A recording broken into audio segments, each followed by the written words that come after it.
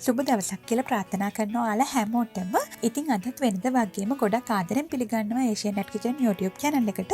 ඉතින් අද මම හදන්න කියලා හිතුවා අපිට ගොඩක් ඉක්මනින් ඒ වගේම හරිම පහසුවෙන් ගොඩක් රසට හදාගන්න පුළුවන් විදිහේ බනානා පැන්කේක් එකක්. මේ රසවත් පැන්කේක් එක උදෑසන ආහාරයක් විදිහට ඒ වගේම අතුරුපසක් විදිහට එහෙම නැත්නම් තේ බොන වෙලාවට කන්න උනත් ගොඩක් හොඳට ගැලපෙනවා. ඉතින් ගෙදර ඉදුණු කෙසෙල් ගෙඩි තියෙනවා නම් හොඳින් ඉදුණු ඕනෑම කෙසෙල් ගෙඩි වර්ගයක් අපිට මේකට පාවිච්චි කරන්නත් පුළුවන්. අපි එහෙනම් දැන් බලමු මේ රසවත් බනානා පැන්කේක් එක හදාගන්න අපිට මොනවද අවශ්‍ය කරන දේවල් ටික කියලා. මුලින්ම මේ වගේ හොඳින් ඉදුණු මෙන්න මේ වගේ ලොකු කෙසෙල් ගෙඩි දෙකක් මම අරන් තියෙනවා. ඒ වගේම මම මෙතන පාන් පිටි කෝප්ප එකමාරක් අරන් තියෙනවා. ඒ පාන් පිටි මැනගත්ත කෝප්පෙන්ම කිරි කෝප්ප එකයි කාලෙකුත් මම මෙතන අරන් තියෙනවා. මම අරන් තියෙන ෆ්‍රෙෂ් මිල්ක් එක. නමුත් මෙතනදී ඔයාලට පොල් කිරි එහෙම නැත්නම් පිටි කිරි දිය කරලා වුණත් අරගන්න පුළුවන්. ඒ වගේම බිත්තර දෙකකුත් මම අරන් තියෙනවා. ඊට අමතරව ලුණු තේ හැඳි කාලයි සීනි මේස හැන්දක ප්‍රමාණයකුත් මම මෙතන අරන් තියෙනවා. මෙතන හොඳින් දිය කරගත්ත බටර් මේස හැඳි 3ක් තියෙනවා. ඉතින් මෙතනදී බටර් වෙනුවට මාජරින් එහෙම නැත්නම් තෙල් වර්ගයක් උනත් ඔයාලට පාවිච්චි කරන්න පුළුවන්. ඒ වගේම පැන්කේක් ටික හදාගන්න අපිට තෙල් මේ වගේ පොඩි ප්‍රමාණයකුත් අවශ්‍ය වෙනවා. ඊළඟට බේකින් සෝඩා තේ හැඳි 1යි වැනිලා එසන්ස් එකනොත් තේ හැඳි 1ක් වගේ ප්‍රමාණයක් අපිට අවශ්‍ය වෙනවා. ඉතින් මෙන්න මේ දේවල් ටික තමයි අපිට මේ රසවත් පැන්කේක් එක හදාගන්න අවශ්‍ය කරන දේවල් ටික.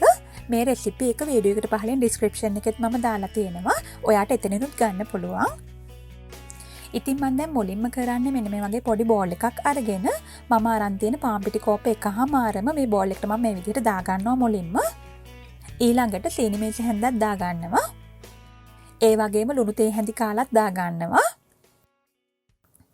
අවසානයේට බේකින් සෝඩා තේ හැන්දත් එකතු කරගෙන මේ සේරම ටික මේ විදිහට හොඳින් කලවම් කරලා පැත්තකින් තියාගන්න ඕනේ.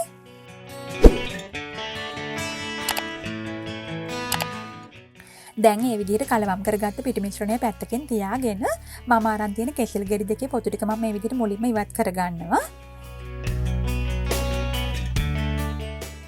ඊළඟට මම කරන්නේ මේ වගේ ගෑරුප්පුවක් ආධාරයෙන් මේ කෙසෙල් ගෙඩි දෙක මම මේ විදිහට හොඳින් පොඩි කරගන්නවා.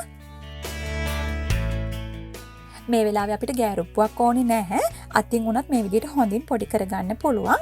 කෙසෙල් ටික ගොඩාම දියාරු කරගන්නේ නැතිව සාමාන්‍ය මෙන්න මේ වගේ මට්ටමට එනකල් විතරක් පොඩි කරගන්න.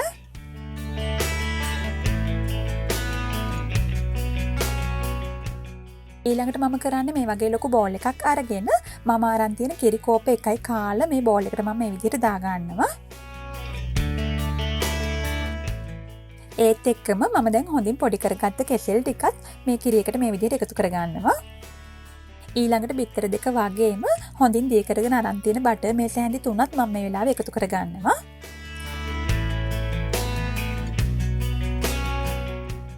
අවසානයේට වැනිලා තේ හැන්දත් මේ විදිහට එකතු කරගෙන මේ සේරම ටික මේ විදිහට හොඳින් කලවම් කරගන්න ඕනේ.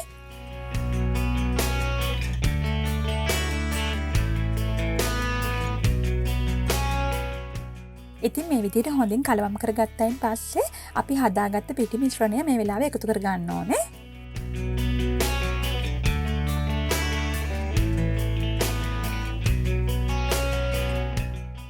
දැන් මේ පිටි ටික සේරම මේ විදිහට පරිස්සමෙන් කලවම් කරගන්න ඕනේ.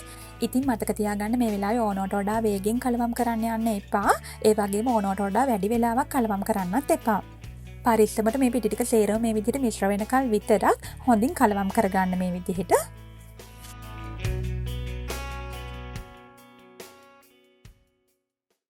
ඉතින් අවසානයේට මෙන්න මේ වගේ පැන්කේක් මිශ්‍රණයක් තමයි අපිට බලා ගන්න පුළුවන් වෙන්නේ.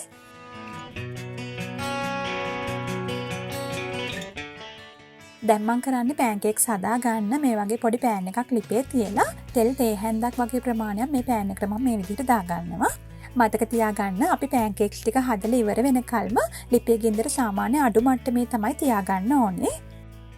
දැන් මම හදාගත්ත පැන්කේක් මිශ්‍රණයෙන් මේ වගේ පොඩි හැන්දකින් එකක් වගේ ප්‍රමාණයක් මම මේ පෑන් එකට මේ විදිහට දාගන්නවා. ඉතින් ඔයා මේ වෙලාවේ ලොකු පෑන් එකක් නම් අරගන්න මේ වගේ පැන්කේක්ස් දෙකක් තුනක් වගේ ප්‍රමාණයක් අපිට එකවරම හදාගන්න පුළුවන්. නමුත් මම අරන් තියෙන්නේ මේ වගේ ගොඩක් පොඩි පෑන් එකක් නිසා මට එකවරකට එක පැන්කේක් එකක් විතරයි හදාගන්න පුළුවන් වෙන්නේ. දැන් මේ පෑන්කේක් එක විනාඩි 1මාරක් 2ක් වගේ කාලයක් අඩු ගින්දරේ හොඳින් තැම්බෙන්න ඉඩ අරින්න.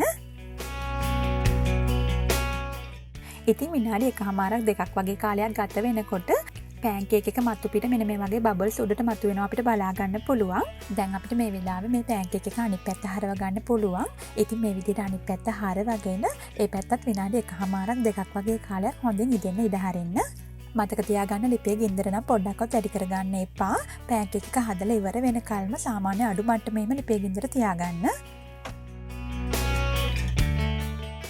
දැන් අවසානයේට පෑන්කේක් එකේ දෙපැත්තම මේ විදිහට හොඳින් තැඹුණායින් පස්සේ ලිපෙන් ඉවත් කරගන්න.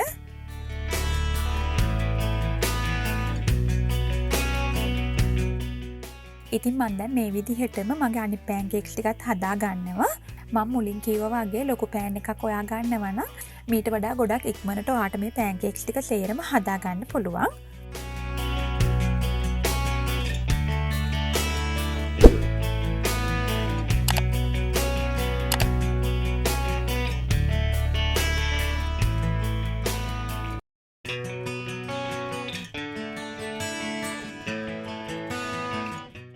ඉතින් මේ තියෙන්නේ මම මේ විදිහට හදාගත්ත මගේ බනානා පෑන්කේක්ස් ටික.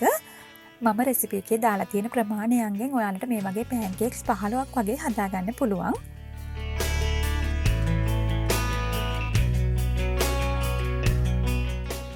ඉතින් මේ බලන්න මේ පෑන්කේක් එක හරිම සොෆ්ට් ගතියට තියෙනවා. ඒ වගේම තමයි මේක හරිම රසයි. ලොකු පොඩි අපි හැමෝටම එකම විදිහට රස බලන්නත් පුළුවන්. ඉතින් මම මේ වගේ කෙසෙල් පෙති ටිකක් ඒ වගේම හොඳින් ටෝස්ට් කරගත්ත කජු මද ටිකක් වගේ දාලා මේ පෑන්කේක්ස් ටික මේ විදිහට සරස ගන්නවා. ඔයාටත් පුළුවන් ඔයා කැමති ඕනෑම නට්ස් වර්ගයක් මේ වගේ පොඩ්ඩක් ටෝස්ට් කරලා අරගෙන මේ විදිහට සරස ගන්න. ඉතින් ඒක ඔයා කැමති නම් විතරක් එකතු කරගන්න. ඒ වගේම අවසානයේට මම මේ පැණි පොඩ්ඩකුත් දාගත්තා. ඉතින් ඔයාටත් පුළුවන් ඔයා කැමති ඕනෑම පැණි වර්ගයක් මේ පැණි, කිතුල් පැණි, පොල් පැණි එහෙමත් නැත්නම් මේපල් සිරප් එකක් වගේ සිරප් එකක් එක්ක වුණත් මේ පෑන්කේක් ගොඩක් රසට කන්න පුළුවන්. ඉතින් ඔයාලත් අනිවාර්යයෙන්ම මේ බනානා පෑන්කේක් රෙසිපි එක try කරලා බලන්න. ඒ වගේම ඔයා අද මගේ මේ වීඩියෝ එකට කැමති නම් like කරන්න, comment කරන්න වගේම මේ වීඩියෝ එක තවත් යාළුවන්ට බලන්න share කරන්න. channel එක subscribe කරලා bell icon එකත් click කරලා තියාගන්න. මේ වගේ රසවත් වෙනස්ම විදිහේ වීඩියෝස් ඔයාලට හැමදාමත් බලන්න පුළුවන්. ඉතින් මේ විදිහේ තවත් අලුත් වීඩියෝ එකකින් අපි ඉක්මනින්ම හම්බ වෙමු. ඔයාලට සුබ දවසක්.